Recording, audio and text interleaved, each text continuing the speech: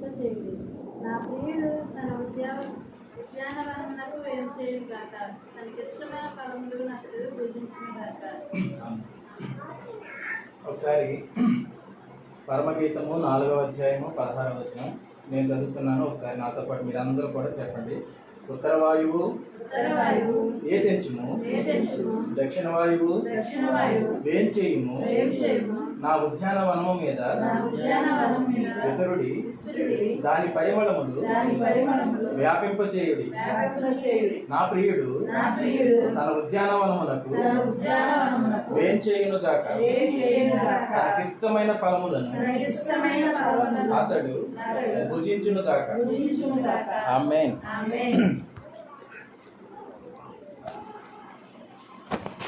చాలా మంది దైవసేవకులు చెప్తున్నట్టుగానే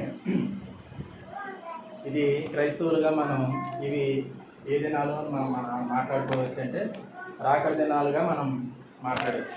ఏ దినాలు ఇవి? యేసుక్రీస్తు ప్రభువు వారు నేడో రేపో అంటూ ఆయన ఏ రోజు వస్తారో తెలియదు అని అనుకుంటూ వంటల్లి గుర్తుతా కూర్చోండి. యేసుక్రీస్తు ప్రభువు వారు నేడో రేపో రాబోతున్నారు అని అనేక మంది దైవ సేవకులు మనం చెప్తా ఉన్నారు. మరి ఆయన రాబోతున్నారు అన్న మాట వాస్తవమే. అలాంటప్పుడు క్రైస్తవులుగా లేదా సంఘంగా మనం ఏం చేయాలి? మనం దేనికోసం మనం ఆలోచన చేయాలి? మన సంఘాల్లో దేనికోసం మనం మాట్లాడుకోవాలి? ఇంకా ఆశీర్వాదాల కోసమే మనం మాట్లాడుకుంటూ, లేదా ఇంకా స్వస్థతల కోసమే మనం మాట్లాడుకుంటూ, లేదా ఇంకా నేను నిన్నటికంటే ఈరోజు ఇంకా ఆశీర్వదించబడాలని ఆశీర్వాదాల కోసం మనం మాట్లాడుకుంటూ, ఈ లోకానుసరమైన మాటలే అంటే ఇక్కడ మనం అభివృద్ధి పొందడానికి మనం ఆలోచన చేయాలా? లేకపోతే యేసుక్రీస్తు ప్రభువు వారు తను పెళ్లి చేసుకోబోయే పెళ్లి భార్య ఎలాగుంటే ఆయన నన్ను పరలోక రాజ్యం తీసుకెళ్తాడు, ఆ రకంగా మనల్ని మనం సిద్ధపరచుకోవడం మనకు ముఖ్యమా అనే విషయాలు మనం ఆలోచన చేస్తే ఖచ్చితంగా రెండోదే మనకి ముఖ్యం. ఇది ఏంటంటే అది సిద్ధపడాలి. ఎలాగూ యేసుక్రీస్తు ప్రభువు వారు కోరుకునే పెండ్లి భార్యగా సంఘం ఏం చేయాలి? సిద్ధపడాలి. ఆ రీతిలో మనం ఇప్పుడు కూడా ఆలోచన చేయాలి తప్ప మనం ఉన్నటువంటి తక్కువ జీవితంలో లేదా తక్కువ కాలంలో మనకి ఇక్కడే శాశ్వతం, మనం ఇక్కడే ఉండిపోతామన్నట్టుగా ఇక్కడే గురించి మనం ఆలోచన చేయటం కాదు. కానీ తరతరాలు యుగాలు వచ్చి మనం ఎక్కడ నివాసం చేయబోతున్నామో దానికంటూ ఒక లిమిట్ లేదు. అంటే నువ్వు ఇన్ని సంవత్సరాలే బ్రతుకుతావు అన్న లిమిట్ లేదు. నువ్వు దీని తర్వాత నీ జీవితం లేదు అని అంటాం లేదు. ఇప్పుడు మనం బ్రతికే బ్రతుక్కి ఒక లిమిట్ ఉంది.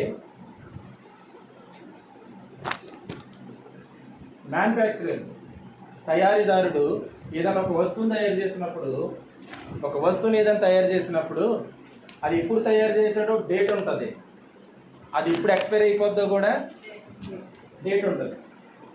అది మనం ఏదైనా ఒక వస్తువుని కొనుక్కున్నప్పుడు దాన్ని చూసి అది ఎప్పుడు తయారైంది, ఇది ఎప్పటి వరకు పనిచేస్తుంది అని చూసుకుని దాన్ని బట్టి మనం వాడుకుంటాం. ప్రతి వస్తువుకి ఒక తయారీ డేటు, ఎక్స్పైరీ డేటు ఉన్నట్టుగానే మనుషులంగా మనకు కూడా మ్యానుఫ్యాక్చరింగ్ డేట్ ఉంది. అదే మన పుట్టినరోజు. నువ్వు ఎప్పుడు పుట్టావో అది మ్యానుఫ్యాక్చరింగ్ డేట్, అంటే నిన్ను అప్పుడు తయారు చేశారని అర్థం.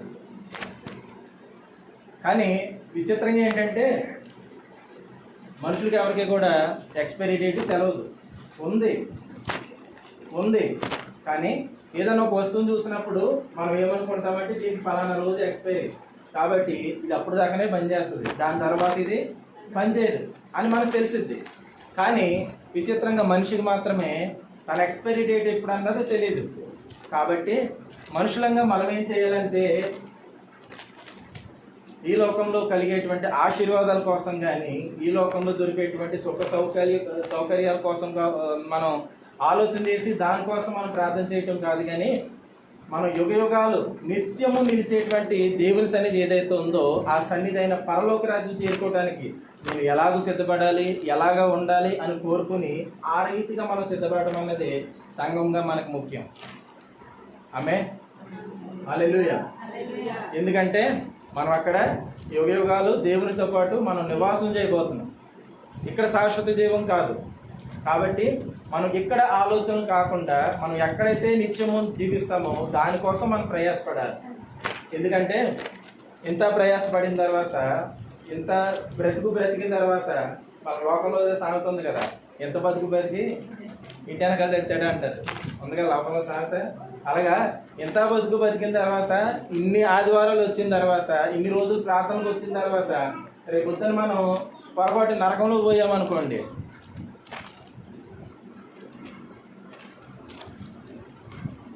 ఆ పక్కనే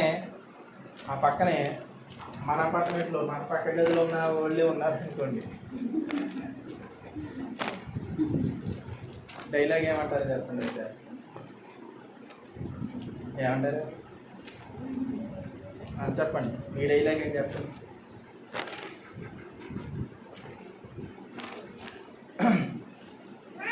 ఆదివారం ప్రార్థన అనేసరికి బైబిల్ భుజాన్ని వేసి పరిగెట్టావు, సాయంత్రం 6 అవుతుంది అనేసరికి టైం చూసుకుని అంటే పరిగెట్టావు. మేము శుభ్రంగా ఆదివారం పూట ఒక రోజు చికెను, ఒక రోజు ఫిష్, ఒక రోజు మటను ఏదో తెచ్చుకొని శుభ్రంగా టీవీలో సీరియల్లో సినిమాలో ఏదో చూసుకుంటా చక్కగా వండుకుని మేము ఫ్యామిలీ అంతా సంతోషించాం. నీకు అది లేకుండా ఏం చేసావు? పరిగెట్టి దేవుని సన్నిధికంటూ పరిగెట్టి అంతా భక్తి చేసావు. నీకంటే భక్తి పరిరాలు మన అపార్ట్మెంట్లో లేదన్నట్టుగా నువ్వు భక్తి చేసావు. కానీ ఇదేనా నువ్వు ఎక్కడికి వచ్చావు? నువ్వు లోకంలో ఏమైనా ఆనందించింది ఏమైనా ఉందా? నువ్వేమైనా సంతోషించగలిగావా లోకంలో? అక్కడ నువ్వు ప్రార్థనలు అంటూ పరిగెట్టావు, చివరికి ఇక్కడే చేరుకున్నావు. నేను ప్రార్థనకంటూ రాలేదు, నా కుటుంబంతో సంతోషించాను, లోకంలో బ్రతికేశాను, ఇక్కడికే వచ్చాను. నీకు నాకేం తేడా ఉందా?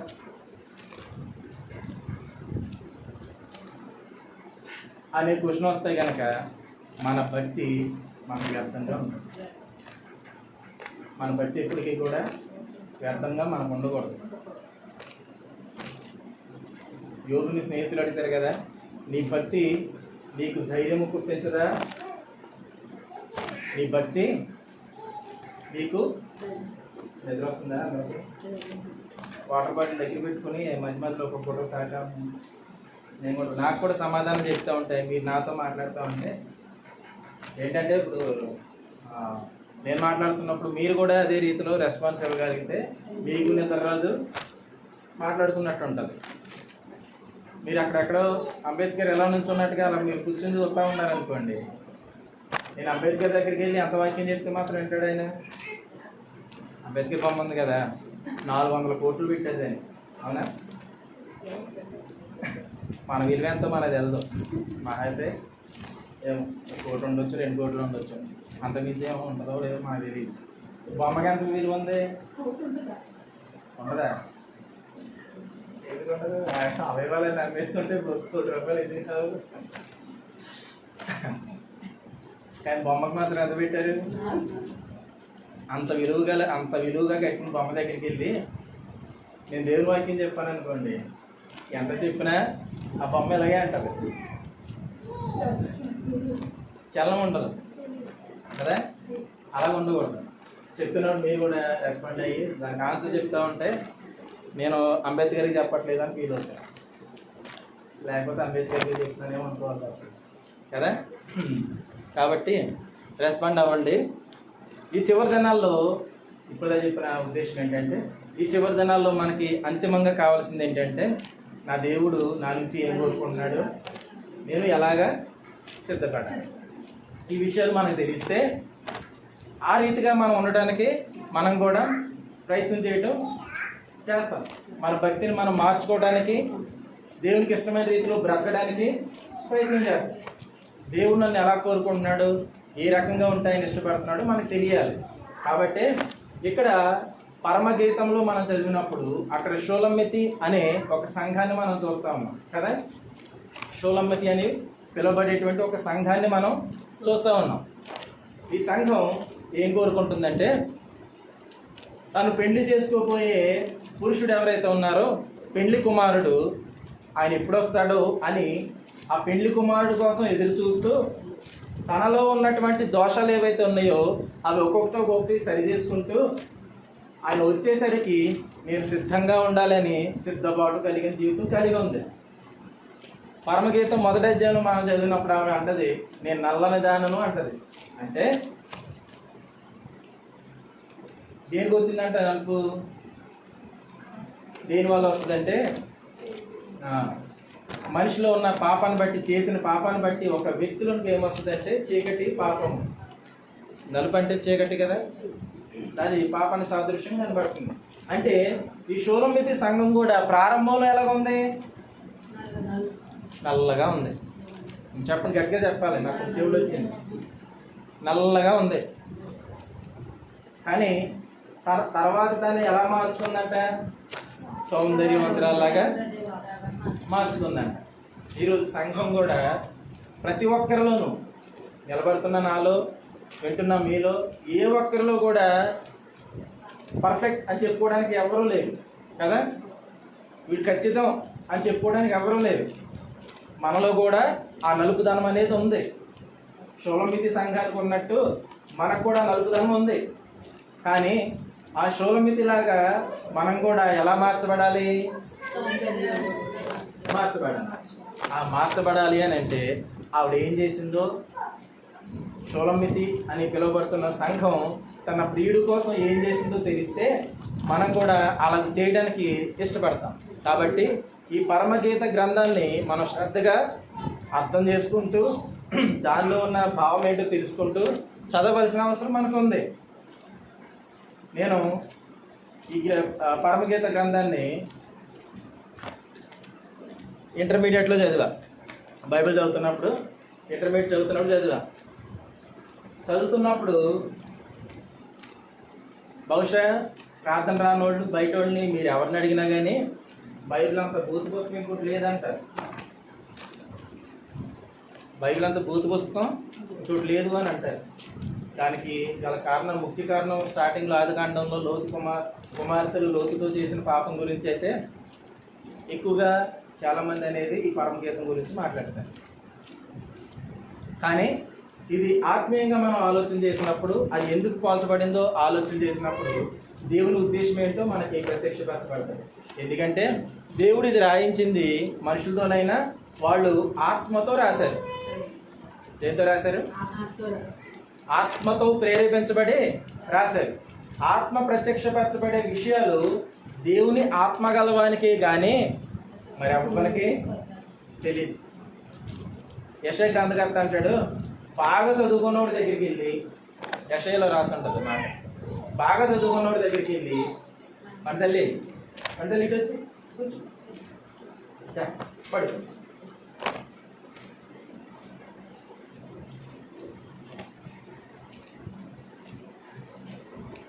యెషయా గ్రంథకర్త అంటాడు, బాగా చదువుకున్నవాడి దగ్గరికి వెళ్ళి బైబిల్ ఇచ్చి, బైబిల్ చేతిలో పెట్టి ఈ మాటలు చదివి దీని అర్థం ఏంటన్నా చెప్పవా అని అంటే చదువుతున్నాడు కూడా ఇది నాకు అర్థం కావట్లేదు అంటాడు. అంటే చదువుకోలేదంటే చదువుకున్నాడు, బాగానే చదువుకున్నాడు, కానీ చదువుతున్నాడు దగ్గర తీసుకెళ్ళి బైబిల్ ఆపు చెప్తే ఇందులో ఉన్న విషయాలు ఏంటో నాకు అర్థం కావట్లేదు అంటాడంట. ఎందుకు అంటే వాడు చదువుకున్నాడు కానీ వాళ్ళు ఏం లేదు, ఆత్మ లేదు, దేవుని ఆత్మ లేదు. ఎవరికైతే దేవుని ఆత్మ ఉంటుందో వారికే ఆత్మ ప్రత్యక్షపరచబడే విషయాలు అర్థమవుతాయి. హల్లెలూయా. కాబట్టి మనం ఈ గ్రంథాన్ని చదివినప్పుడు ప్రార్థన పూర్వకంగా చదువుకుంటే దేవుని ఉద్దేశాలు ఏంటో మనకు అర్థమవుతాయి. కాబట్టి ఇక్కడ సంఘంగా పిలువబడే షూలమ్మితి ఏం కోరుకుంటుందంటే ఉత్తర వాయువు ఏ తెంచుము అని తన ప్రియుడు రాబోతున్నాడు కాబట్టి అన్నీ సిద్ధపరుస్తూ, సంఘంగా తనకి ఏం కావాలో అన్నీ సిద్ధపరుస్తూ తను ఇంకా ఏం కోరుకుంటుందంటే తన సంఘంలో ఉత్తర వాయువుని కోరుకుంటుంది. ఏం కోరుకుంటుంది? ఉత్తర వాయువుని కోరుకుంటుంది. ఏంటి ఉత్తర వాయువు? ఏంటి ఉత్తరానికి ఉన్నటువంటి విశిష్టత ఏంటి తెలిస్తే అప్పుడు ఉత్తర వాయువు ఏ తెంచుమని సంఘంగా పిలువబడే షూలమ్మితి ఎందుకు అడుగుతుందో మనకు అర్థమవుతుంది. యోబు గ్రంథం 23వ అధ్యాయము 23వ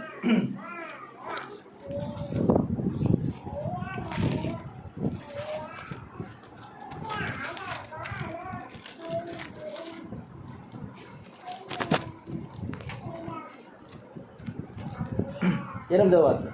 నేను తూర్పు దిశకు వెళ్ళినను ఆ, ఆయన అచ్చట లేడు, ఉమ్, పడమటి దిశకు వెళ్ళినను ఆ. ఆయన కనబడట లేదు. ఉమ్, ఆయన పనులు జరిగించి ఉత్తర దిశకు పోయినను ఆయన నాకు కానవలసట లేదు. ఉమ్. దక్షిణ దిశకు ఆయన ముఖము తిప్పుకొని ఉన్నాడు, నేను ఆయనను కనుగొనలేదు. హల్లెలూయా, హల్లెలూయా, హల్లెలూయా, హల్లెలూయా. హల్లెలూయా చెప్తా ఉండండి. మధ్యలో నిద్ర దెయ్యం పారిపోవాలి చెప్తా ఉండండి. ఇప్పుడే అలసిపోతే దేవుని వాక్యం అర్థం కాదు మీకు. నిద్ర భారం చేస్తే మీరు ఎవరిని ఏమంటాక ఉండదు. అందరూ పనులు చేసి ఉన్నారు. పనుల భారం మీద నిద్ర రావడం సహజమే. కానీ నిద్ర వస్తుంది కదా అని మీ డెడికేషన్ ఏంటంటే నిద్ర వస్తుంది కదా అని మంత్రాలకే పరిమితం అయిపోకుండా కొద్దిసేపు నా దేవునితో గడపడం నాకు ఒక భాగ్యం అని ఎంచుకుని మీరు ఇక్కడికి వచ్చారు. నా దేవుని గడప దగ్గర ఒక దినం గడిపితే చాలు, అది 1000 దినాల ఆశీర్వాదం నాకు తీసుకొస్తుందని మీరు ఇక్కడికి వచ్చారు. దేవుడు కూడా అదే చెప్తారు. మార్తమ్మ బోళ్ళని పనులు చేస్తుంది, కానీ మరియమ్మ యేసు ప్రభు పాదాల దగ్గర ఉండి దేవుని వాక్యం వింటా ఉంది. యేసయ్య అన్నాడు, ఆమె ఉత్తమమైన దానిని ఎంచుకుంది కాబట్టి దానిని ఎవ్వడు కూడా ఆమె యుద్ధ నుంచి తీసివేయదు. ఆమె ఉత్తమమైన దాన్ని ఎంచుకుందంట. చాలామంది ఈరోజు మార్తమ్మలాగా చాలామంది చాలా రకాల పనుల్లో బయట బిజీగా ఉన్నారు. కానీ మరియలాగా మీరు ఏం చేశారంటే దేవుని దగ్గర కొద్దిసేపు ఆయన వాక్యం ఆయన మాటలు వినాలని మీరు వచ్చారు. కాబట్టి ఇక్కడికి వచ్చిన తర్వాత మీరు అదే ఇబ్బందిలో ఉంటే కనుక దేవుని వాక్యం డైరెక్ట్గా మీకు చేరదు. కాబట్టి కొద్ది సమయం దేవుని వాక్యం వినడానికి ఇష్టపడండి. ఎందుకంటే రాకడ దినాల్లో మనం ఉన్నాం. దేవుడు తన సంఘానికి ఎలా కోరుకుంటున్నాడో దేవుని చిత్తంలో మనం వింటా ఉన్నాం. కాబట్టి ఈ విషయాన్ని బట్టి మనం ఆలోచించాలి. ఇక్కడ ఉత్తర వాయువు ఏతెంచుము అని సంఘంగా పిలువబడుతున్న షూలమ్మితి ఉత్తర వాయువుని కోరుకుంటుంది. ఉత్తర వాయువు అంటే ఏంటి? ఉత్తర దిక్కు నుంచి వచ్చే వాయువు ఏంటి? ఉత్తర వాయువు అంటే అర్థం ఏంటి అని మనం ఆలోచన చేసినప్పుడు దిక్కుల గురించి దేవుడు ఏం చెప్తున్నాడో మనకు అర్థం కావాలి. యోగుని గురించి మనం మాట్లాడినప్పుడు, యోగుని గురించి మనం ఆలోచన చేసినప్పుడు, యోగు తన కలిగినటువంటి శ్రమను బట్టి బయట శత్రువులు ఫ్రెండ్స్ ఎవరైతే ఉన్నారో స్నేహితులు వాళ్ళ దగ్గర నుంచి వస్తున్న మాటను బట్టి దేవుని దగ్గరే అడగాలి, దేవునితోనే నేను మాట్లాడాలనుకుని ఆయన ఒక దర్శన రూపంలో ఒక దేవుణ్ణి తలుచుకుంటూ ఆయన 4 దిక్కుల గురించి మాట్లాడుతున్నాడు. నేను దేవునితోనే మాట్లాడతాను, దేవునితోనే సరాసరి నా బాధ ఏంటో చెప్పుకుంటానని దేవుని కోసం వెతుకుతున్నప్పుడు ఆయన ఎక్కడ ఉంటాడు దేవుడు అని అనుకుని వెళ్తున్నాడంటే తూర్పు దిక్కున ఉంటాడేమో అని యోగు ఎక్కడికి వెళ్ళాడంట? ఫస్ట్ తూర్పు దిక్కుకి వెళ్ళాడంట. ఎందుకంటే హిందువులు ఉన్నంతసేపు కూడా ఎప్పుడు ఏ వైపు తిరిగి దండం పెట్టుకుంటారు? తూర్పు తిరిగే దండం పెట్టుకుంటారు కదా. అంటే వాళ్ళకి ఏంటి, మా దేవుడు ఎక్కడ ఉన్నాడు? తూర్పు దిక్కున ఉన్నాడని పొద్దున్నే తూర్పు తిరిగి దండం పెట్టుకుంటారు కదా. అసలు అయితే వాళ్ళు పెట్టుకునేది సూర్య నమస్కారం. సూర్యుడి నమస్కారం పెడతా ఉంటారు, తూర్పు దిక్కున ఉదయిస్తారు కాబట్టి అటు తిరిగి దండం పెడతా ఉంటారు. ఇక్కడ మరి ఆ ఆలోచనలు వెళ్ళాడో మరి యోగు ఎలా వెళ్ళాడో తెలియదు. కానీ ఫస్ట్ తను ఏం ఎంచుకున్నాడంటే తూర్పు దిక్కుకి వెళ్ళాడు. తూర్పు దిక్కుకి వెళ్ళాడు కానీ దేవుణ్ణైనా కనుగోలేకపోయాడంట. కనుగోలేకపోతే సరే తూర్పులో లేడు కదా అని దగ్గరగా ఉన్న ఉత్తరానికో పడమరకో వెళ్ళకుండా ఎటు వచ్చాడంట? దక్షిణానికి వెళ్ళకుండా పడమటికి వెళ్ళాడంట. పడమటికి వెళ్ళి చూస్తున్నాడు. తూర్పులో లేడు కాబట్టి పడమట్లో ఉంటాడేమో అని చూశాడు ఆయన. ఆ దిక్కులో కూడా దేవుడు లేడంట. మరి యేసయ్య దేవుణ్ణి ఎక్కడ కలుసుకున్నాడు యోగు అని మనం ఆలోచన చేస్తే ఎక్కడ ఉన్నాడంట? ఆయన పనులు జరిగించే ఉత్తర దిక్కున ఉన్నాడంట.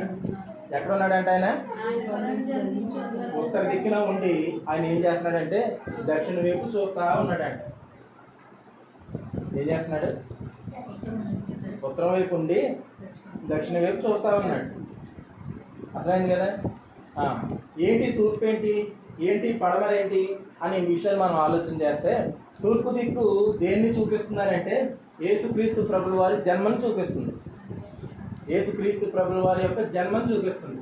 మలాకి గ్రంథం చివరి అధ్యాయంలో ఒక మాట ఉంటుంది, నీతి సూర్యుడు ఉదయించును. ఆయన యందు భయభక్తులు గల వారి మీద నీతి సూర్యుడు ఉదయించును, ఆయన రెక్కలు మీకు ఆరోగ్యం కలగజేస్తాయి అని. ఎవరి గురించి మాట్లాడారు ఈ మాట? ఆయన రెక్కలు మీకు ఆరోగ్యం కలా చేస్తాను. అప్పుడు మీకు అర్థం కావాలి కదా ఎవరి గురించి.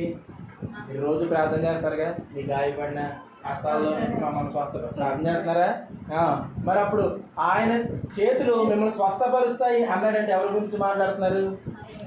యేసుక్రీస్తు ప్రభుల వారి గురించి మాట్లాడుతున్నారు. యేసుక్రీస్తు ప్రభుల వారిని ఏమని సంబోధించారు మలాకి అని అంటే? నీతి సూర్యుడు. ఎవరంటే ఆయన? నీతి సూర్యుడు. నీతి సూర్యుడిగా పిలువబడుతున్న సూర్యుడు ఏ దిక్కున ఉదయిస్తాడు కదా. కాబట్టి ఆయన తూర్పు దిక్కుకి వెళ్ళి చూశాడంట. యేసుక్రీస్తు ప్రభుల వారి కోసం నేను మాట్లాడాలి దేవునితో అని తూర్పు దిక్కుకి వెళ్ళి చూస్తే ఆయన అక్కడ లేడు అంట. ఎందుకు లేడు ఆయన అక్కడ? తూర్పు దిక్కుని లేడా అంటే ఉన్నాడు ఒకప్పుడు. తూర్పు దిక్కున ఆయన పుట్టాడు. ఆయన వచ్చిన ఉద్దేశం ఏంటో అది నెరవేర్చేశాడు ఆయన. అంటే తూర్పు దిక్కులో ఆయన చేయాల్సిన పని ఏంటో అది సంపూర్తి చేసేసాడు. హల్లెలూయా. అందరూ చెప్పండి హల్లెలూయా.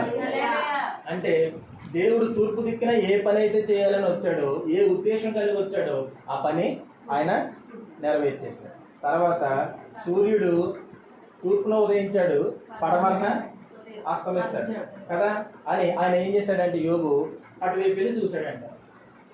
యేసుక్రీస్తు ప్రభుల వారు పుట్టారు, యేసుక్రీస్తు ప్రభుల వారు చనిపోయారు. ఆయన భూమి మీదకి ఏ ఉద్దేశం చేత వచ్చాడో ఆ ఉద్దేశాన్ని ఆయన సంపూర్తిగా నెరవేర్చేశాడు. కాబట్టి ఆయన ఇప్పుడు ఎక్కడ లేడు? తూర్పున లేడు, పడమరన కూడా లేదు. కాబట్టి యోబు అక్కడ దేవుణ్ణి కనుగొలేకపోయాడంట. హల్లెలూయా. మరి అక్కడ లేడు కదా, ఇప్పుడు ఎక్కడ ఉన్నాడు? ఆయన ఉత్తరంకి వెళ్ళి చూశాడు. ఆయన పనులు జరిగించే ఉత్తర దిక్కు అన్నాడు. మీరు మ్యాప్లో చూడండి, అయస్కాంత దండం మీరు చూసినా మీకు నార్త్ పోల్ ఉత్తర దిక్కు ఎటు చూపిస్తుందంటే పైకి చూపిస్తుంది. ఉత్తర దిక్కు ఎటు చూపిస్తుంది? పైకి. కిందకి ఏది చూపిస్తుంది? దక్షిణ దిక్కు కిందకు ఉంటుంది. ఇప్పుడు యోబు అంట తన పనులు జరిగించే ఉత్తర దిక్కుకు వెళ్ళాడు. అంటే దేవునికి ఒక కార్యనిర్వాహక మీటింగ్ పెట్టే ఒక స్థలం ఉంది. యెషయా గ్రంథం చదువుతున్నప్పుడు 14వ అధ్యాయంలో ఈ మాట ఉంటుంది. సాతానుగాడు అంటే ఉత్తర దిక్కునున్న ఆయన సభాపర్వతం మీదకి వెళ్ళిపోతాను, నేను అక్కడ కూర్చుంటాను అని అనుకున్నాడంట. అందుకనే దేవుడు సాతానుగాడిని తోసేసాడంట. ఏమనుకున్నాడు?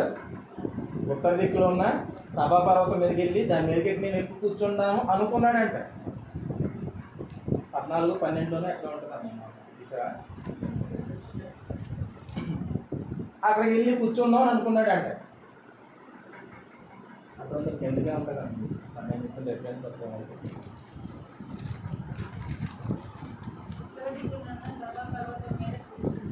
ఎన్ని వచ్చింది? 13. ఆకాశమును ఎక్కిపోయేదను దేవుని 14 దేవుని నక్షత్రములకు పైగా నా సింహాసనమును ఎక్కించును. తూర్పు దిక్కునున్న సర్వపర్వతం మీద కూర్చున్నాను, మేఘమండలం మీద ఎక్కిదను, మహోన్నతునితో నన్ను సమానముగా చేసుకున్నాను అని నీవు మనసులో అనుకుంటువి కదా. ఇది ఎవరి గురించి రాయబడుతుందంటే సాతాను గురించి రాయబడుతుంది. ఎక్కడ ఉన్నాడంటే దేవునికి ఒక కార్యనిర్వాహకం మీటింగ్ పెట్టేది ఉంది. అంటే మనకి అసెంబ్లీలో శాసనాలు చేయడానికి అసెంబ్లీ సమావేశాలు జరుగుతాయి కదా,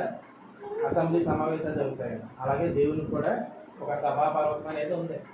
అక్కడ అందరితోనూ గ్యాదర్ అయ్యి ఏం చేయాలనేది, శాసనాలు ఏం చేయాలనేది ఆలోచన జరిగింది అంట. కార్యనిర్వాహక మీటింగ్ అక్కడ జరుగుతూ ఉంటుంది. అక్కడ యేసుక్రీస్తు ప్రభువు వారిని అంట యోబు ఎక్కడ కనుక్కున్నాడంటే ఉత్తర దిక్కుకి వెళ్ళినప్పుడు ఆయన ఉత్తర దిక్కుని కూర్చుని దక్షిణ వైపు చూస్తూ ఉన్నాడంట. అంటే ఉత్తరం దిక్కున ఏముంది? కీర్తన గ్రంథం 48వ అధ్యాయం 48వ అధ్యాయం చూడండి. 48వ అధ్యాయము 2వ వచనం చూడండి.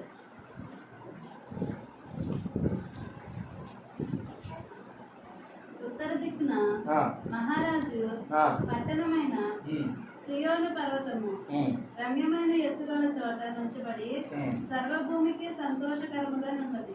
ఎక్కడ ఉందంట? ఉత్తర దిక్కున మహారాజు పట్టణమైన. ఉత్తర దిక్కున ఏముందంట? మహారాజు పట్టణం ఉందంట.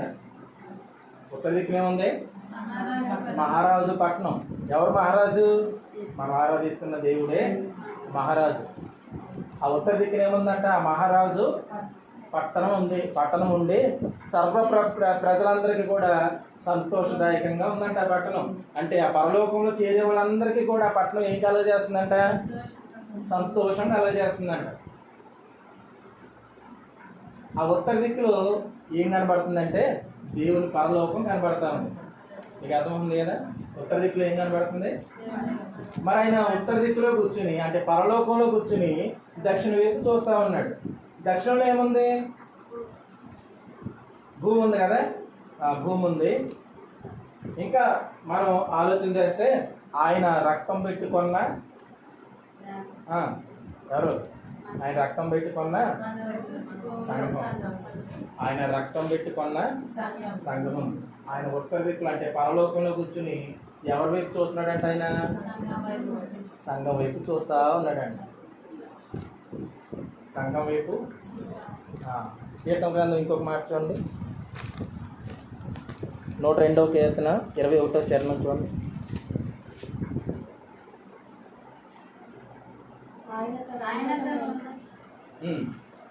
ఆయన తన ఉన్నతమైన పరిశుద్ధాలయంలో నుండి వంగి చూచిననియు ఆకాశం నుండి భూమిని సృష్టించిననియు వచ్చుతరము తెలుసుకున్నట్లుగా ఆయన అక్కడ ఆకాశం నుంచి ఏం చేస్తున్నాడంటే దృష్టిస్తున్నాడు. దేన్ని చూస్తున్నాడంటే ఆయన ఆకాశంలో నుంచి సంఘాన్ని చూస్తా ఉన్నాడంట.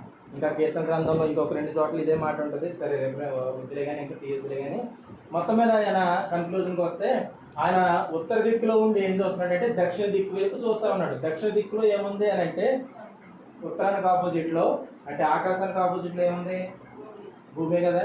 అలాగా పరలోకానికి ఆపోజిట్గా మాట్లాడుకుంటే ఆయన స్వరక్తమిచ్చి సంపాదించిన సంఘం ఎక్కడ ఉందంటే భూలోకంలో ఉంది. కాబట్టి దేవుడు ఏం చేస్తున్నాడంటే ఈ సంఘం నన్ను ఎప్పుడు కోరుకుంటుంది, ఈ సంఘం నాకు ఇష్టమైనట్టుగా నా మనసుకు నచ్చినట్టుగా ఎప్పుడు సిద్ధపడుతుంది, నా సంఘం నా రూపులోనికి ఎప్పుడు మారుతుంది అని సంఘం వైపు ఆసక్తిగా దేవుడు చూస్తూ ఉన్నాడంట. దేవుడు ఏం చేస్తున్నాడు? ఆయన రూపులోకి మార్చబడే సంఘం కోసం ఆయన పరలోకంలో కూర్చుని భూమి మీద సిద్ధపడుతున్నటువంటి సంఘం వైపు ఆయన చూస్తూ ఉన్నాడంట. అలా కోరుకుంటున్న రీతిగా దేవుడు కోరుకుంటున్న రీతిగా ఇప్పుడు సంఘం కూడా ఏం కోరుకుంటుందంట? ఉత్తర వాయువు అంటే ఎక్కడి నుంచి రమ్మని అడుగుతుంది సంఘం? పరలోకం నుంచి వాయువులు వచ్చి ఈ ఉద్యానవనం మీద, ఈ సంఘం అని పిలువబడుతున్న ఉద్యానవనం మీదకి రావాలి అని కోరుకుంటుందంట. అంటే పరలోకపు గాలి తప్ప ఈ లోకంలో ఉన్నటువంటి ఏ గాలి కూడా నా సంఘం మీదకి రావడానికి వీల్లేదు. సంఘంలో ఎవరి ఉద్దేశాలు నెరవేరాలి, సంఘం మీద ఎవరి ఆలోచనలు నెరవేరాలి అంటే నా దేవుని ఉద్దేశాలు ఏవైతే ఉన్నాయో, నా దేవుని ఆలోచనలు ఏవైతే ఉన్నాయో అది మాత్రమే ఈ సంఘంలో నెరవేరాలి తప్ప నేను లోకానుసారంగా లోక మనుషులు ప్రవర్తించేటట్లుగా నేను ప్రవర్తించను. కాబట్టి ఈ ఉద్యానవనం మీదకి ఏం రావాలి? ఉద్యానవనం మీదకి ఏం రావాలి? పరలోకం నుంచి వచ్చే గాలి కావాలని సంఘం ఏం చేస్తుందంటే కోరుకుంటున్నాను. అర్థమవుతుంది మీకు? కానీ సంఘం కొన్ని సంఘాల్లో చాలామంది ఏ రకంగా ఉంటున్నారో ఒక్క మాట, ఏ రకంగా బ్రతుకుతున్నారో ఒక్క మాట మీకు గుర్తు చేస్తాను. ద్వితీయోపదేశకాండం 2వ అధ్యాయంలో మనం చదివినప్పుడు ఒక మాట మనకి కనబడతా ఉంటుంది.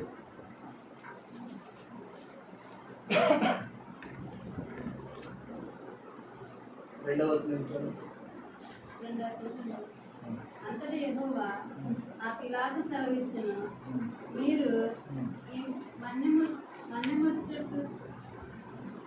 చుట్టూ తిరిగి కాలం చాలును, ఉత్తర దిక్కుకు తిరుగుడి. ఎక్కడ తిరగాలంట? ఎక్కడ తిరగాలంట? చెప్పాలి. ఎక్కడ తిరగాలంట? సంఘానికి దేవుడు చెప్పే మాట ఏంటంటే నువ్వు ఈ మన్యం చుట్టూ తిరిగించాలు, నువ్వు అరణ్యం చుట్టూ తిరిగించాలు. నువ్వు ఎటు తిరగాలి? ఉత్తర దిక్కుకు తిరగాలి.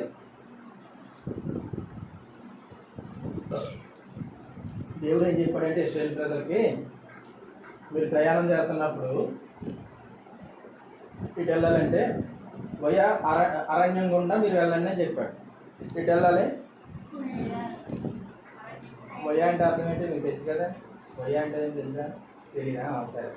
ఇప్పుడు మన గన్నవరం బస్సులు వెళ్తాయి కదా, గన్నవరం బస్సులు వెళ్తాయి. అక్కడ ఏం రాసి ఉండదంటే వయా నెడమానూరు అని ఉంటుంది. అంటే అర్థం ఏంటంటే నెడమానూరు ఊళ్ళోకి వెళ్తుందని అర్థం. వయా నెడమానూరు అని రాయలేదు అనుకోండి, నెడమానూరు ఆ రోడ్ మీద దింపేస్తారు మిమ్మల్ని. ఆ బైపాస్ ఉంది కదా, ఆ బైపాస్ మీద దింపేస్తాడు. వయా అని రాస్తే అర్థం ఏంటంటే ఊళ్ళో తీసుకెళ్ళి ఊళ్ళో బస్ స్టాండ్ దగ్గర మిమ్మల్ని దింపుతాడు. అంటే మీకు దగ్గరే అవుతుంది అనమాట. ఈ బస్సు మీద చూసుకున్నప్పుడు ఇప్పుడు మేము కూడా రాజమండ్రి వెళ్ళేటప్పుడు వయా నల్లజర్ల దేవరపల్లి అట్లా రాసి ఉంటుంది. అంటే ఆ ఊరి మీదకి వెళ్తుంది, అక్కడ ఆగిద్ది బస్సు అని అర్థం. ఒకవేళ మాటలు కనిపించలేదు అనుకోండి, ఎక్కేటప్పుడు మేము డ్రైవర్ని అడగాలి, దేవరపల్లి ఆగిద్దా బస్సు, నల్లజర్ల ఆగిద్దా అని అడగాలి. వయాన్ని రాసి ఉంటే అటు వెళుతుందని అర్థం. అలాగా దేవుడు ఇశ్రాయేలు ప్రజలు ఎలా వెళ్ళమన్నాడు అంటే అరణ్యం గుండా వెళ్ళండి అని చెప్పాడు. అరణ్యం గుండా వెళ్ళండి అంటే ఇశ్రాయేలు ప్రజలు ఏం చేస్తారంటే అరణ్యం చుట్టూ తిరుగుతున్నారంట. ఏం చేస్తున్నారంటే ఇంకా కనాన్ దేశానికి వెళ్ళరా, అరణ్యంలో ఎందుకు ఉండిపోదాం అనుకుంటున్నారండి. ఇలా ఆలోచన ఏంటి? ఆలోచన చేస్తే ఎందుకు అరణ్యంలో ఉండాలనుకుంటున్నారంటే వీళ్ళు వచ్చింది ఎక్కడి నుంచి? ఐగుప్తులో ఏమన్నా ఏసీలు వేసి పడుకోబెట్టారని ఏం చేశారు? ఏం పని చేసేవారు ఐగుప్తులో? ఇటుకలు తీయాలి కదా, ఇటుకలు కావాల్సిన గడ్డి సమకూర్చుకోవాలి, ప్రతిదీ చేయాలి, కష్టపడాలి, బానిస బతుకు. అలా బ్రతికితేనే కానీ పోరాదు కదా. అంటే వెనకాల వచ్చింది కష్టపడితే కానీ ముద్దరాని పరిస్థితి. కనాన్ దేశం వెళ్ళామనుకోండి, అక్కడ వెళ్ళిన తర్వాత జరిగేది ఏంటంటే గోత్రాలన్నింటికి భూమిని పనిచేస్తారు. గోత్రాలన్నింటికి ఏం చేస్తారు? ఇప్పుడు మీ భూమి ఇది, మీ భూమి ఇది, మీ భూమి అని పనిచేస్తారు. ఇప్పుడు ఏం చేయాలి? అక్కడికి వెళ్ళి వ్యవసాయం చేయాలి. ఇటు వెళ్తే వ్యవసాయం చేయాలి. అటేమో ఇటుకలు తీసాం, అటు కష్టపడ్డాం, అంటే అటు కష్టపడ్డాం, ఇటు వెళ్తే ఇక్కడ కూడా కష్టపడతాం. ఈ అరణ్యంలో ఏముంది? అది ఏముందంటే నాకు మంచి నీళ్ళు కావాలంటే చాలు, ఏమొచ్చేస్తున్నాయి? నీళ్ళు వచ్చేస్తున్నాయి. నాకు మాంసం కూర తినాలనిపిస్తుందంటే చాలు, కూరేళ్ళు గుర్తించేస్తున్నాడు దేవుడు. అసలు ఇక్కడ ఉన్నంత సౌకర్యం ఇంకెక్కడా లేదు అనేసి వాళ్ళ ప్రయాణంలో విడిచిపెట్టి బాగానే వచ్చారు. కానీ బయటికి ఇక్కడ ఉన్న సౌకర్యాన్ని విడిచిపెట్టి వాళ్ళు ముందుకు వెళ్ళడానికి చూస్తలేదు. కాబట్టి దేవుడు ఏమంటాడంటే ఇక్కడ మీరు మన్యం చుట్టూ తిరిగింది చాలు, ఇటు వెళ్ళాలి, మీరు మొత్తం దిక్కుకి తిరగండి. అంటే మీరు సంఘాల్లో మీరు ఎన్ని రోజులు దేనికోసం ప్రార్థనలాడుతున్నారంటే సౌకర్యాలు కావాలి, సుఖాలు కావాలి, నా తర్వాత నా పిల్లలు, వాళ్ళ పిల్లలు నువ్వు ఎన్ని సంవత్సరాలు బ్రతుకున్నా ఇదే ప్రార్థన. అవునా? ఎన్ని సంవత్సరాలు బ్రతుకున్నా ఇది ఏం ప్రార్థన చేస్తారు? ఇది సైకిల్ తిరుగుతూ ఉంటుంది, ఇలాగా తిరుగుతూ ఉంటుంది. పిల్లడికి పెళ్లి కావాలంటారు, పెళ్ళి అవ్వగానే పిల్లలు కావాలంటారు, పిల్లలు రాగానే బళ్ళు వేయాలంటారు. ఆ డాసాలు, అన్నప్రాసన అవి ఇవి అన్నీ అవ్వగానే బళ్ళు వేయాలంటారు. ఆడు 1వ తరగతి పాస్ అవ్వాలి, 2వ తరగతి పాస్ అవ్వాలి, 10వ తరగతి స్టేట్ పోస్ట్ రావాలి, ఆడి గురించి ప్రార్థన. ఎంత అయిన తర్వాత మళ్ళీ డిగ్రీలో చేరాలి, మంచి సీట్ రావాలి, ప్రార్థన. అది అయిన తర్వాత మంచి ఉద్యోగం రావాలి. ఉద్యోగం వస్తే ఖాళీగా ఉంటాడా? మళ్ళీ ఏం కావాలి?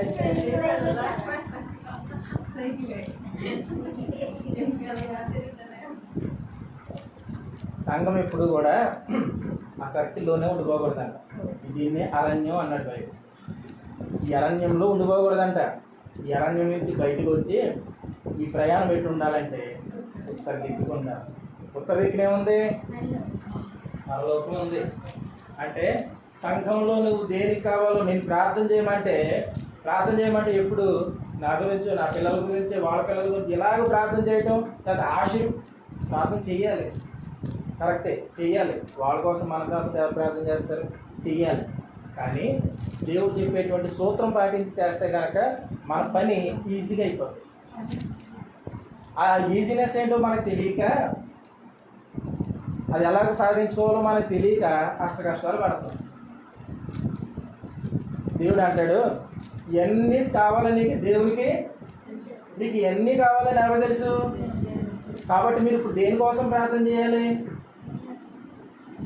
ఆయన నీతిని, ఆయన రాజ్యాన్ని వెతికితే అప్పుడు అవన్నీ మీరు మీరు కనుక పరలోకం కోసం ప్రయాసపడతా ఉంటే దేవుడు మీకోసం ప్రయాసపడతాడు. హల్లెలూయా, హల్లెలూయా. మీరు పరలోకం చేరాలన్న గురి గమ్యం కలిగి నాకు ఇదే గమ్యం అన్నట్టుగా మనం బ్రతికితే దేవుడు మీ గురించి ఆలోచించడం మొదలు పెడతాడు. నీకు ఏది అవసరమో దేవుడు నీ గురించి ఆలోచించడం మొదలు పెడతాడు. నీ ఆలోచనలు ఏంటో, నీ ఉద్దేశాలు ఏంటో, నీకు ఏది ఇష్టమో అది నెరవేర్చడం దేవుడు చూస్తూ ఉంటాడు. నీ గురి ఏం కావాలి, నీ గమ్యం ఏం కావాలి? పరలోకం నేను చేరేటట్టుగా నాలో ఏం సరి చేసుకోవాలి? ఆయన రాజ్యాన్ని, ఆయన నీతిని మనం వెతికే వాళ్ళంగా మనం ఉండాలి. యేసుక్రీస్తు ప్రభువు దగ్గరికి ఒక తల్లి వచ్చింది. చాలామంది యేసుక్రీస్తు ప్రభువు దగ్గరికి వచ్చేవాళ్ళు 3 రకాల గుంపులు ఉండేవాళ్ళు అంట. కొంతమంది ఫుడ్ బాగా దొరుకుతుంది దేవుని దగ్గరికి వెళ్తాను వచ్చేవారంట. ఇంకొంతమంది ఆయన దగ్గరికి వెళ్తే స్వస్థత చేస్తున్నాడంట, అద్భుతాలు చేస్తున్నాడంట, మాకున్న రోగాలు పోతాయని దేవుని దగ్గరికి వచ్చేవారంట. కొంతమంది దేవుని వాక్యం కోసం వచ్చేవారంట. ఇలా 3 రకాల వర్గాలు దేవుని దగ్గరికి వచ్చేవాళ్ళు.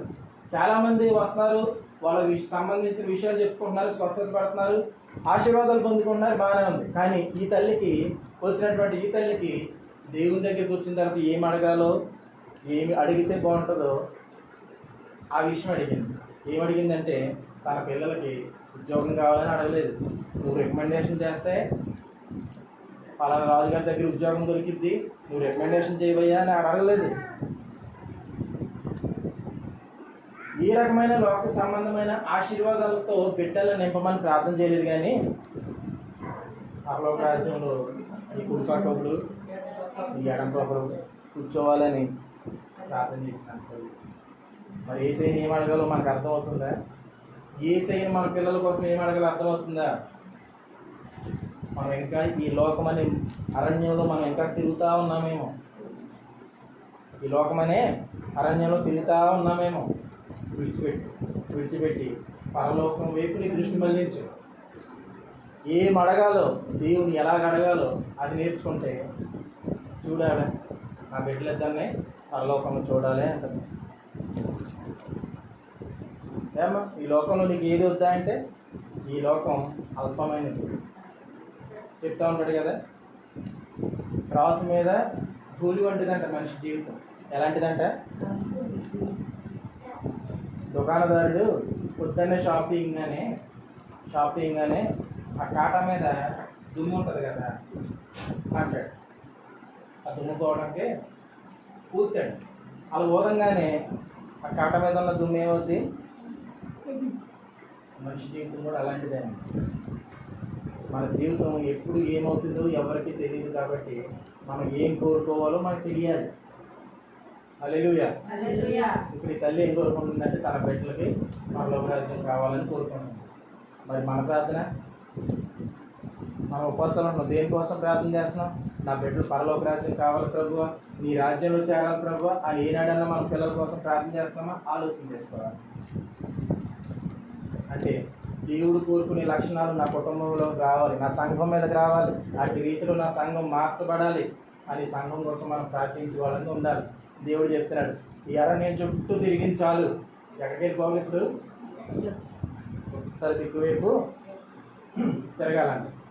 ఉత్తర దిక్కు వైపు తిరిగి ప్రయాణం చేయాలని దేవుడు చెప్తా ఉన్నాడు. కాబట్టి ఈరోజు మనం ఏం నేర్చుకోవాలంటే పరలోక రాజ్యానికి సంబంధించి దేవుడు ఏం కోరుకుంటున్నాడో అట్టి రీతిలో నేను, నా కుటుంబం, నా పిల్లలు అట్టి రీతిలో ఉండాలి. నా సంఘం ప్రార్థన చేయడానికి ఏమీ లేదు అనుకోకండి. రోజు చేసేదే ప్రార్థన, దాని గురించి ప్రార్థన చేయడం కాదండి. మన సంఘం ఎవరైతే ఉన్నారో రానోళ్ళు కూడా చాలామంది ఉంటున్నారు కదా, వాళ్ళందరి కోసం కూడా ప్రార్థన చేసి దేవుని మందిరం కావాలి, దేవుని మాటలు వినిపించుకోవాలి, మీకు ఇష్టమైనట్టుగా బ్రతకాలి. ఇంకా లోకంలో అప్పులు తీరలేదని దీనికోసమే ప్రయాసపడుతున్నారు. అరణ్యంలో ఉండిపోతున్నారండి. ఇంకా ఇప్పుడు తిరుగుతారు ఉత్తర దిక్కు వైపు. వారి కోసం మనం ప్రార్థన చేయాల్సినటువంటి బాధ్యత మనకుంది. ఇప్పుడు దేవుడు ఏం చెప్తున్నాడంటే మీరు ఉత్తర దిక్కు వైపు తిరగండి అని చెప్తున్నాడు కదా.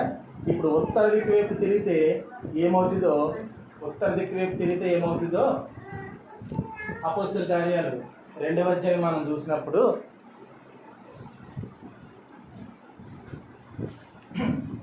అక్కడ ఒక సందర్భం మనకు కనపడతా ఉంది. ఏంటంటే పెంతెకొస్తేనే ఒక పండుగ వచ్చిందంట. పెంతెకొస్తేనే ఒక పండుగ వచ్చింది. ఆ పండుగలోకి చాలామంది క్రైస్తవులు ఆ పండుగను ఆచరించడం కోసం వచ్చారు. ఓకేనా? చాలామంది క్రైస్తవులు అటు వచ్చారు, ఆ పండుగను ఆచరించడం కోసం యెరూషలేముకి వచ్చారు. చాలామంది వచ్చారు, కానీ కొంతమంది మాత్రమే ప్రత్యేకంగా మేడగదిలోనికి వచ్చారంట. ఎక్కడికి వచ్చారు?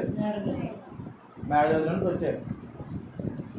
వచ్చి వాళ్ళంతా కూడా ఏక మనసుతో ప్రార్థన చేస్తున్నారంట. దేని గురించి? తండ్రి తనకు అనుగ్రహిస్తానన్న పరిశుద్ధాత్మ గురించి వాళ్ళు ప్రార్థన చేస్తూ ఉన్నారంట.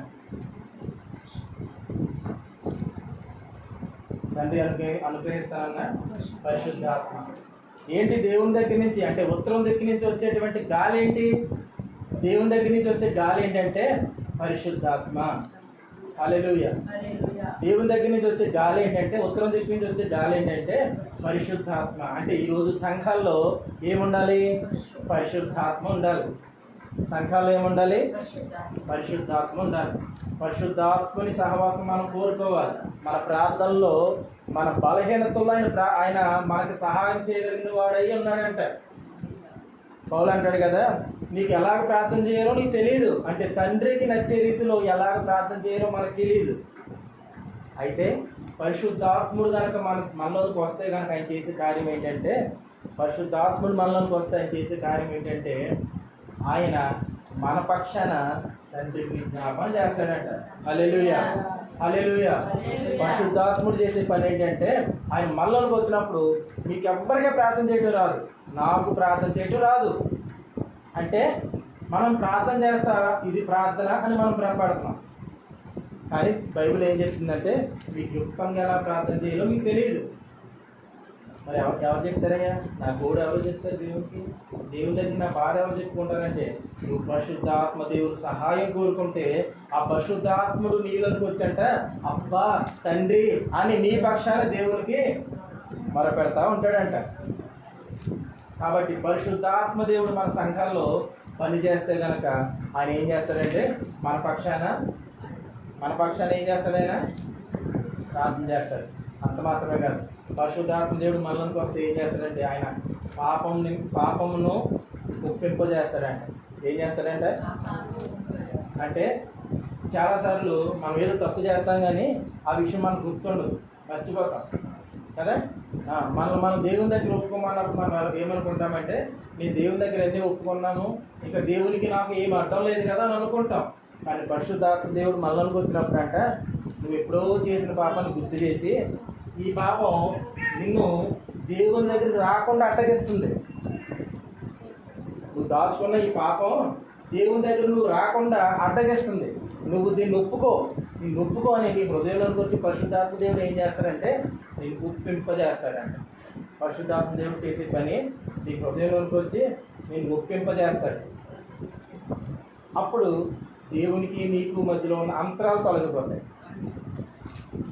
ఏ కారణం చేతైతే నువ్వు దేవుని దగ్గర రాలేకపోతున్నావో ఆ యంత్రాన్ని పరిశుద్ధాత్మ దేవుడు తొలగించి నిన్ను దేవునికి సమీపస్తులయ్యేటట్టుగా చేస్తాడు. హల్లెలూయా, హల్లెలూయా. కాబట్టి సంఘాల్లో ఏముండాలంటే పరిశుద్ధాత్మ ఉండాలి. కాబట్టి షోలమితి అని పిలువబడే సంఘం ఏం కోరుకుంటుందంటే, ఉత్తరవాయువు నువ్వు రా అని అడుగుతుంది. అంటే ఏం కోరుకుంటుందంటే, మా సంఘంలోకి పరిశుద్ధాత్మ దేవుడా నువ్వు దిగిరా అని ప్రార్థన చేస్తున్నాడు. హల్లెలూయా. మీకు అర్థమవుతుంది అనుకున్నాను. షోలమితి సంఘం దేనికోసం అడుగుతుంది దేవుణ్ణి? పరిశుద్ధాత్మ దేవుడు సంఘాల్లోకి రావాలి అని అడుగుతా ఉంది. పరిశుద్ధాత్మ దేవుడు సంఘాల్లోకి వస్తే జరిగే ఒక ఎగ్జాంపుల్ మీకు చెప్తాను. శిష్యులు పరిశుద్ధాత్మ దేవుడు రాకముందు వాళ్ళు రకరకాల స్వభావాలు కలిగినటువంటి మనుషులుగా మనకు కనబడతా ఉన్నారు కదా. యోహాను ఆలోచన ఏంటంటే, దేవుని దగ్గర పెద్ద కుర్చీ నాకే కావాలి, దేవుని దగ్గర సంఘంలో పెద్ద కుర్చీ నాకే ఉండాలని కోరుకుంటూ ఉండేవాడు. పేతురు దేవుని దగ్గరికి వచ్చాడు, కానీ పాత స్వభావాన్ని విడిచిపెట్టలేదు. ఇంకా తన వరలో కత్తి పెట్టి తిరుగుతూ ఉన్నాడు. అవునా? కత్తి పట్టి తిరుగుతూ ఉన్నాడు. అంత మాత్రమే కాదు, యేసు ప్రభు కోసం నేను చావనైనా చేస్తానన్నాడు. కానీ యేసుక్రీస్తు ప్రభుని తీసుకెళ్ళేసరికి ఆ ఎవడో నాకు తెలవదు అన్నాడు. 3 సార్లు అబద్ధం తెలుసు కదా. అంత మాత్రమే కాదు, ఆయన చనిపోయాడు అనుకున్న తర్వాత, నిర్ధారించుకున్న తర్వాత తిని మళ్ళీ అడిగిపోయాడు, చేపలు అడిగిపోయాడు మళ్ళీ అదే విధంగా. కోమా ఉన్నాడు, నేను ఆయన చూస్తేనే కానీ నమ్మను అన్నాడు. ఈయన అనుమానం నిలకడలేని భక్తి జీవితాలు కొంతమందికి, సంఘాల్లో నేనే కనిపించాలని కొంతమందికి, అనుమానంతో కొంతమందికి, ఇన్ని రకాల స్వభావాలు కలిగినటువంటి మనుషులు ఎక్కడ కనపడుతున్నారంటే దేవుని వెనకాల శిష్యులుగా ఉన్నారు, అంటే సంఘాల్లో కనపడతా ఉన్నారు. వీళ్ళందరి స్వభావాలు ఒకలా ఉన్నాయా? లేవు. మరి వీళ్ళను దేవుని దగ్గరికి రాకుండా అడ్డగిస్తుంది ఏంటంటే వాళ్ళలో ఉన్న దోషాలే. వాళ్ళలో ఉన్న దోషాలు ఏం చేస్తున్నాయంటే దేవుని దగ్గరికి రాకుండా వాళ్ళని అడ్డగిస్తూ ఉన్నాయి. ఇప్పుడు ఏం చేశారంటే వీళ్ళు, ఈ 120 మంది ఏమైపోయారంటే మేడగదిలోకి వెళ్ళి ప్రార్థన చేస్తూ ఉన్నారు. ఏం చేస్తున్నారు? క్రిస్టియన్లు వాళ్ళ వరకే ఉన్నారా? పెంతుకోస్తు పండగకి చాలామంది వచ్చారంట. పెంతుకోస్తు పండుగ యూదుల పండుగ, అది ప్రతి ఒక్కరు ఖచ్చితంగా పాటించి తీరాలంటే యూదులందరూ హాజరయ్యారు. కానీ హాజరైన వారందరిలో నుంచి 120 మంది ప్రత్యేకించబడి గదిలోకి వెళ్ళి దేవుడు ఏదైతే అనుగ్రహిస్తానన్నాడో పరిశుద్ధాత్మ, ఆ పరిశుద్ధాత్మని కోసం వాళ్ళు ఏం చేస్తారంటే ప్రార్థన చేస్తూ ఉన్నారండి. ఈ ప్రార్థన చేసేవాళ్ళు ఏం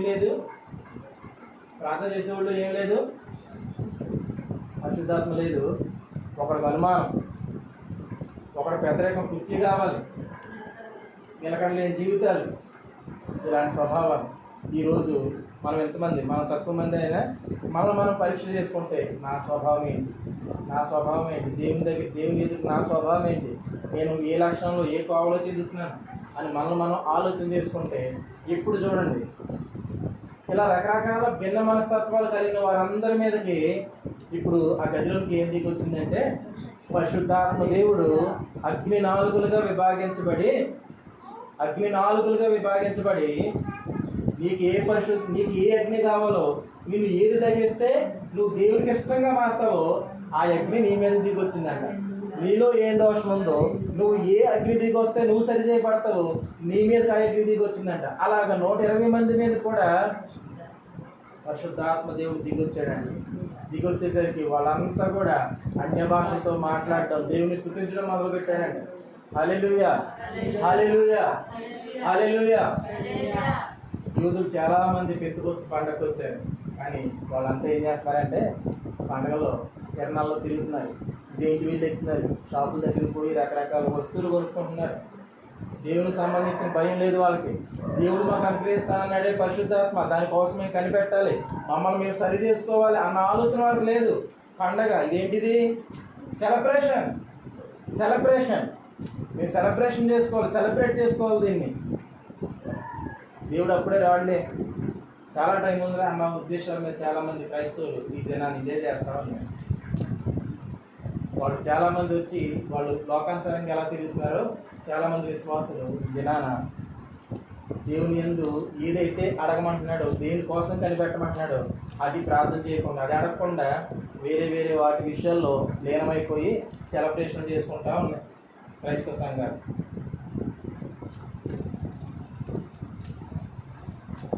దేవుడు ఏం కోరుకుంటున్నాడంటే వారందరిలో నుంచి నువ్వు ప్రత్యేకించబడి నువ్వు ప్రత్యేకించుకుని ఒక గదిలోనికి వచ్చేయాలి. నువ్వు ప్రత్యేకించుకుని వారందరిలో నుంచి అరణ్యంలో నుంచి ఉత్తర దిక్కుకు వచ్చినట్టుగా నువ్వు కూడా ఆ జనంలో నుంచి, ఆ పండగ సెలబ్రేషన్ చేసుకుని వారందరిలో నుంచి, లోకానుసారంగా తిరిగి వారందరిలో నుంచి నువ్వేం చేయాలంటే ప్రత్యేకించబడి ఒక గదిలోనికి వచ్చేయాలి. దేవుడు ఇష్టపడే దానికోసం ప్రార్థన చేసే వాళ్ళు ఎవరు ఉన్నారో వారితో పాటు కలిసి నువ్వు కూడా ఏం చేయాలంటే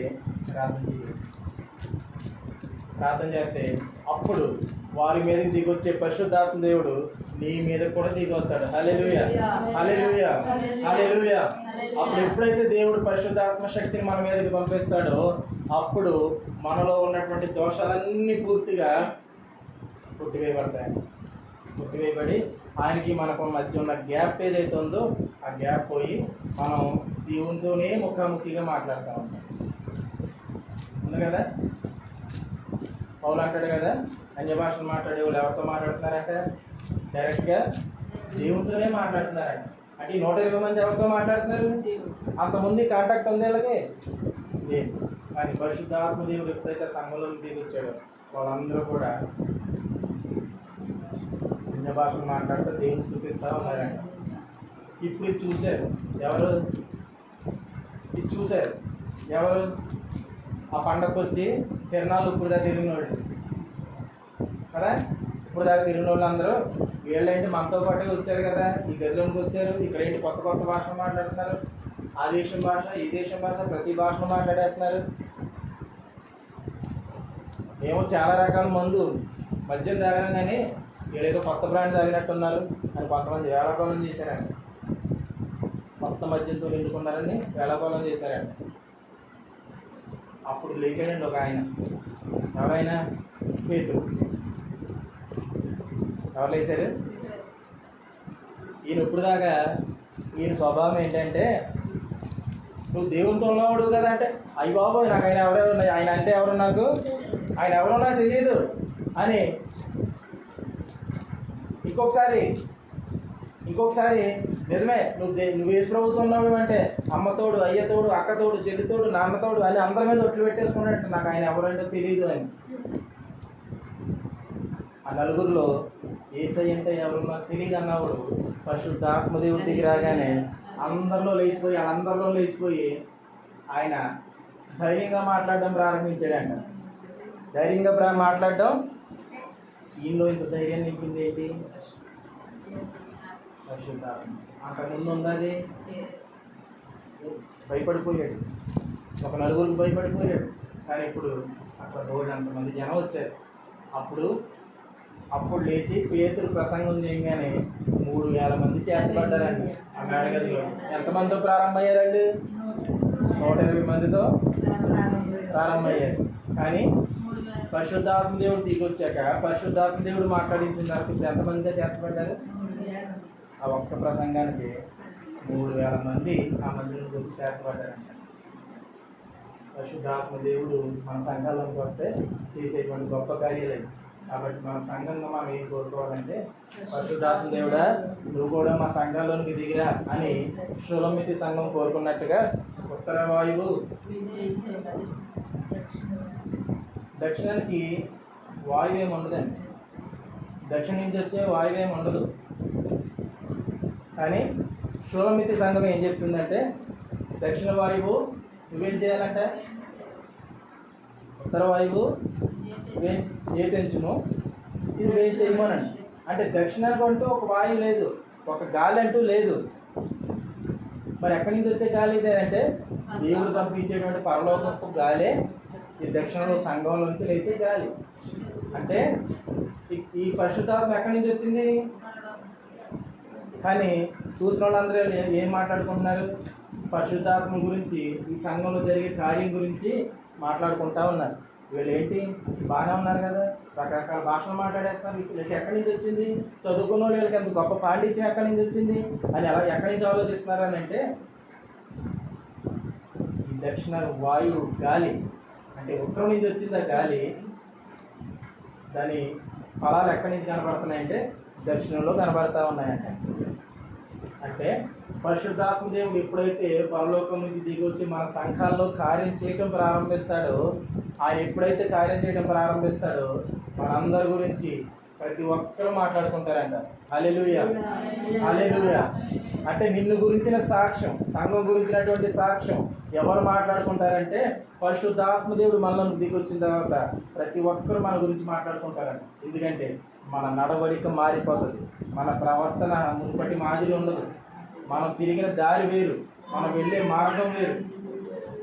కాబట్టి ప్రతి ఒక్కరు కూడా ఆ మార్గం గురించి మాట్లాడుకుంటూ ఉంటారంట. గమనించండి. కాబట్టి ఇక్కడ సంఘం ఏం కోరుకుంటుందంటే తర్వాత ఏం కోరుకుంటారు? మనం కూడా మా సంఘంలో ఏం కావాలి? మా సంఘాలు ఏం కావాలి? పరిశుద్ధాత్మ దేవుడు మన సంఘాల్లోనికి రావాలి. మన ప్రార్థనలు ఏముండాలి? మన ప్రార్థనలు ఎడతెగక పరిశుద్ధాత్మ దేవుని సహవాసం మనం కోరుకుంటే ఆయన మనకి దేవునితో సాన్నిహిత్యం ఏర్పరుస్తారు, సహవాసాన్ని ఏర్పరుస్తూ ఉంటుంది. సహవాసాన్ని ఏర్పరిచినప్పుడు మన పని ఈజీ అయిపోతుంది. మెట్లెక్కి కూడా పైకి వెళ్ళొచ్చు కదా. అదే లిఫ్ట్ ఉంటే ఒక సెకండ్లో,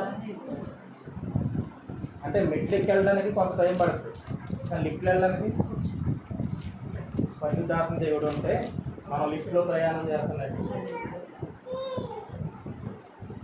అంటే క్షణాల్లో మనకు పని జరిగేటట్టుగా దేవుడు మన పక్షాన కార్యం చేస్తాడు. చూడండి, షూలమితి సంఘం ఏం కోరుకుంటుందని అంటే, ఉత్తర వాయువు వేతెంచుము, దక్షిణ వాయువు వేంచేయము, నా ఉద్యానవనము మీద విసరుడి, దాని పరిమళములు వ్యాపింపచేయండి. ఏం చేయాలంట? పరిమళము అంటే సువాసన కదా. సువాసనలు అంటే ఏంటి? సాక్షి జీవితం, సాక్షి జీవితం. పరిశుద్ధాత్మ దేవుడు ఎప్పుడైతే మనలోకి వచ్చి మన సంఘాల్లో కార్యం చేయడం ప్రారంభిస్తాడో అప్పుడు మన గురించిన సాక్ష్యం లోకం మొత్తం మాట్లాడుకుంటా ఉంటుంది. అలాంటి కార్యం పరిశుద్ధాత్మ దేవుడు చేస్తాడు. ఇప్పుడు ఏం చెప్తుంది ఇంకా?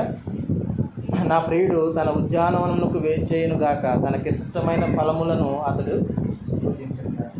దేవుడికి ఇష్టమైన ఫలాలుగా మనం ఏం చేయబడతామంటే, ఉత్తర దిక్కు నుంచి వచ్చేటువంటి వాయువైనటువంటి పరిశుద్ధాత్మ దేవుడు ఎప్పుడైతే సంఘంలోకి వస్తాడో ఈ సంఘంలో ఫలించేటువంటి ఈ పంట ఇంతకుముందు ఎందుకు పనికిరాని పంటగా ఉంది అంటాడు కదా ఆయన. నేను ద్రాక్ష వేసాను, కొండ మీద ద్రాక్ష తోట నాటించాను, దానికి అన్నీ తవ్వాను, చుట్టూ కంచేసాను, ఎరువులు వేసాను, అన్నీ చేశాను, కానీ ఇదేం చేసింది? 6 ద్రాక్షలు కాసిందంట. అంటే అన్ని సౌకర్యాలు దేవుడు ఇచ్చినా కానీ ఏం కాసిందంట? 6 ద్రాక్షలు కాసిందంట. అంటే దేవుడికి ఇష్టం లేకుండా, ఇష్టం లేని కాయగా అది మిగిలిపోయిందంట, ద్రాక్ష కాయ. దేవుడు సంఘం ఏం కోరుకుంటుందంటే, ఉత్తర దిక్కు నుంచి వచ్చేటువంటి గాలి అంట తన ఉద్యానవనంలో ఉన్నటువంటి ఫలాలన్నీ కూడా నా ప్రియుడు భుజించడానికి ఇష్టపడేటువంటి కాయలుగా మార్చబడతాయంట. ఎప్పుడు పరిశుద్ధాత్మ దేవుడు మన సంఘాల్లోనికి వచ్చినప్పుడు మనందరం కూడా ఆయన పంటలో ఒక్కొక్క ఫలాన్ని, దేవుడు అనే సంఘంలో తోటలో పెరుగుతున్నటువంటి ఫలాలు మనం అందరూ కూడా ఆయన చూడడానికి వచ్చినప్పుడు మనం కారు ద్రాక్షలుగా కాకుండా ఆయనకి ఇష్టపడి తినేటట్టుగా మంచి ఫలాలు ఫలించేటట్టుగా మనం ఉంటే అప్పుడు ఆయన మనల్ని పూజిస్తాడండి. హల్లెలూయా, హల్లెలూయా. కాబట్టి షూలమితి సంఘం కోరుకున్నట్టుగా మనం ఏం కోరుకోవాలంటే, పరిశుద్ధాత్మ దేవుడా మా సంఘాన్ని ఈ దినం మొదలు ఇప్పటి వరకు మీరు ప్రార్థన చేశారని నాకు తెలియదు. ఈ దినం మొదలు పరిశుద్ధాత్మ దేవుడు మా సంఘాల్లోనికి రావాలి. మేము కూడా నిన్నటి వరకు ఎందుకు పనికిరాని వారంగా మిగిలిపోయాం. ఈ దినాన నువ్వు రావాలి, నువ్వు వచ్చి మమ్మల్ని పనికొచ్చే వారంగా మమ్మల్ని మార్చు, నీకు ఇష్టమైన ఫలాలుగా మార్చు. ఏదైతే కోరుకుంటున్నావో ఆ ఫలాలు మేము ఇచ్చేటట్లుగా, మా సంఘంలో నుంచి వచ్చేటట్లుగా మా సంఘాన్ని ఆశీర్వదించని మనం సంఘం కోసం ప్రార్థించే వాళ్ళంగా మనం ఉండాలి. ఎప్పుడైతే మనం లోకం గురించి, లోకాశల గురించి తగ్గించేసి మన ప్రార్థనలో దేవుడికి ఇష్టమైన పరిశుద్ధాత్మ శక్తి మనం పొందుకోవడానికి ఆరాటపడతామో దేవుడు అప్పుడు మనం పనులు చేయడం ఆయన చూస్తూ ఉంటాడు. మనకి ఏది అవసరమో అది ఆయన చేయగలుగుతాడు. మనం కోరుకునేది ఏంటంటే ఆయన నీతిని, ఆయన రాజ్యాన్ని వెతుకుతాం. పరిశుద్ధాత్మ దేవుడు మన సంఘాల్లోకి వచ్చి పనిచేసి ఆయన పెండ్లి భార్యలుగా మనం సిద్ధపరిస్తే రేపు వద్దని మనం ఆయన మధ్య ఆకాశంలోకి వచ్చినప్పుడు ఈ సంఘం ఏం చేయబడుతుందంటే ఎత్తబడి ఆయన ఎదుర్కొంటారు. అలాంటి ధైర్యము, అలాంటి సహవాసం పరిశుద్ధాత్మ దేవుడు మనకందరికీ అనుగ్రహించుకున్నాడు. దేవుడి మాటలు దీవించండి.